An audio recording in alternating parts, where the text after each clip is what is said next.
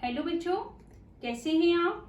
आशा करती हूँ आप घर में स्वस्थ होंगे और अपनी सेहत का ख्याल रख रहे होंगे। बच्चों, मैंने आपको पहली वीडियो में बाल गोविंद भगत पाठ 11 का सार समझा चुकी हूँ और आपको इससे पहले पाठ पेज नंबर 70, 71, 72 भी समझा चुकी हूँ। आज मैं आपको पेज नंबर 73 के 2 पैराग्राफ समझाऊंगी, उससे संबंधित प्रश्न भी बताऊंगी। हाँ तो बच्चों, हर बार की तरह आप मेरा YouTube चैनल को लाइक और सब्सक्राइब करना ना भूलें। हाँ तो बच्चों, मैं आपको पाठ पहले बताती हूँ पढ़ के, उसके बाद आपको प्रश्न उत्तर भी बताऊं।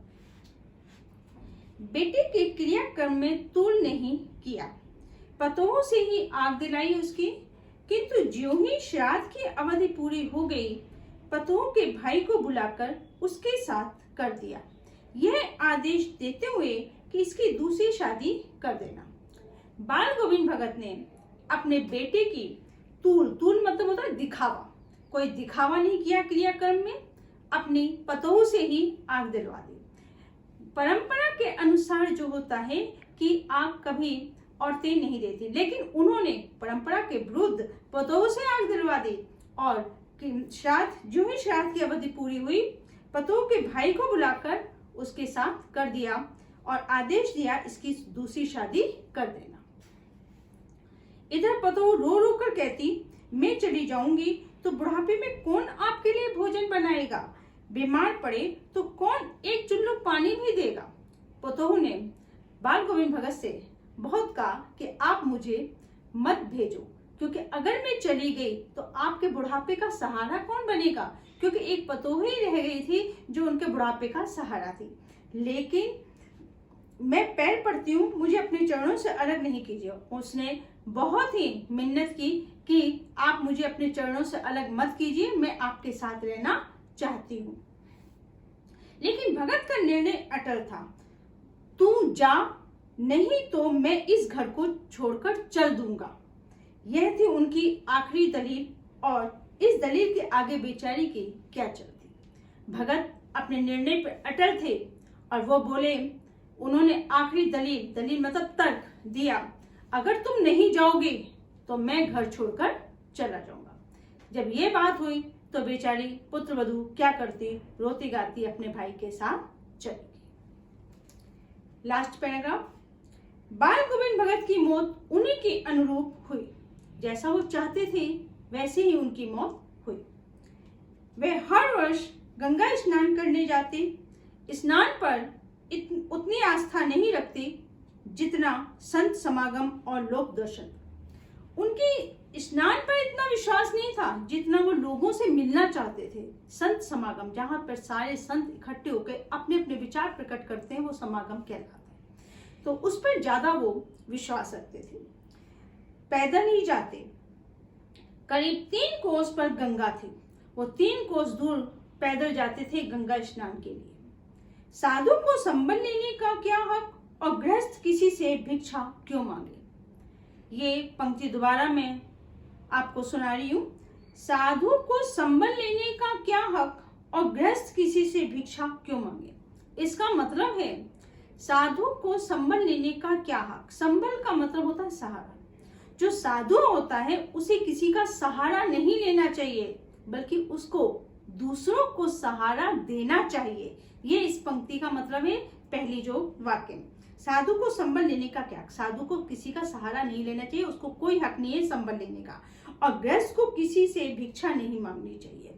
गृहस्थ किसी से भिक्षा क्यों मांगे। जो गृहस्थ जो अपनी गृहस्थी चलाता है, जो अपने परिवार को चलाता है, उसको भिक्षा नहीं मांगनी चाहिए, उसे अपनी मेहनत से अपनी गृहस्थी चलानी चाहिए। अतः घर से खाकर चलते तो फिर घर पर ही लौटकर खाते। रास्ते भर खजड़ी बजाते गाते, जहां प्यास लगती पानी पी लेते। वो घर से जो खाकर चलते थे और वापस घर ही आकर खाते थे। रास्ते में कहीं बैठ गए, अपनी खजड़ी बजाने लगे और अपने गाने गाने लगते थे। 4-5 दिन आने जाने में लगते, किंतु इस लंबे उपवास में भी वही मस्त थे।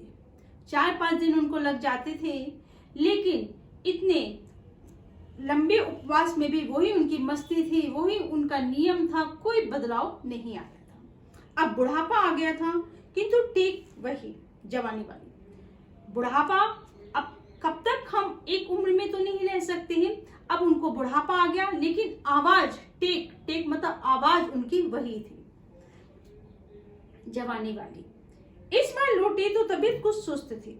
खाने पीने के बाद भी तबीयत नहीं सुधरी, थोड़ा बुखार आने लगा, किंतु नेम व्रत को छोड़ने वाले नहीं थे। वही दोनों जून गीत, स्नान, ध्यान, खेती बाड़ी देखना।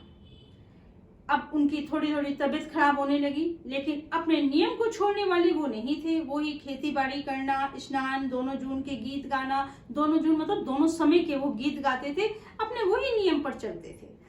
दिन दिन छीजने लगे मतलब बीतने लगे। लोगों ने नहाने धोने से मना किया, आराम करने को कहा, किंतु हंसकर टाल देते रहे। लोगों ने, जो आस पड़ोस के लोगों ने कहा बाल गोविंद भगत से कि अब आपकी तबीयत ठीक नहीं रहती, आप घर पर ही रहें, तो वो हंसकर टाल देते थे, अनसुनी कर देते थे। उस दिन भी संध्या में गीत गाई, किंतु मालूम होता था जैसे तागा टूट गया हो, माला का एक एक दाना बिखरा हुआ। भोर में लोगों ने गीत नहीं सुना, जाकर देखा तो बाल गोविंद भगत नहीं रहे, सिर्फ उनका पंजर पड़ा था। भोर में उनको गीत नहीं सुना। भोर मतलब सुबह। जब सुबह लोगों ने उनका गीत नहीं सुना तो लोग उनके घर गए तो देखा कि बाल गोविंद भगत तो अपने भगवान के पास, अपने परमात्मा के पास चले गए। उनका पंजर कहते हैं हड्डियों का ढांचा, वो पड़ा हुआ था चारपाई पर, और वो अपने परमात्मा में लीन हो गए थे, परमात्मा के पास चले गए थे। ये था आपका बाल गोविंद भगत पाठ का सार, और आपके पता पूरी मैंने आपको पाठ पढ़ के समझाया, ये आपने समझा होगा। इससे संबंधित जो प्रश्न है, वो प्रश्न पहला बनता है, बाल गोविंद भगत ने क्या क्या काम परंपरा के विरुद्ध की। तो इस पैराग्राफ में दिया हुआ है आपका सेकंड लास्ट पैराग्राफ में कि बाल गोविंद भगत ने परंपरा के विरुद्ध काम किया था कि अपनी पुत्र वधू से, अपने बेटे का क्रियाकर्म पुत्र वधू से करवाया था, और श्राद्ध का भी सब काम अपनी पुत्र वधू से कराया, और श्राद्ध की अवधि कहते समय, श्राद्ध का जब समय खत्म हो गया तो पुत्र वधू को उसके भाई के साथ भेज दिया था अपने मायके दूसरा विवाह करवाने के। दूसरा प्रश्न है, पतोह का क्या आग्रह था। पतोह का आग्रह था कि मैं आपको छोड़ के नहीं जाऊंगी, अगर मैं चली गई तो आपकी देखभाल कौन करेगा, अगर आप बीमार पड़े तो आपको चूल्हे पर पानी कौन देगा। ये उसका आग्रह था कि आप मुझे अपने चरणों से अलग मत करें।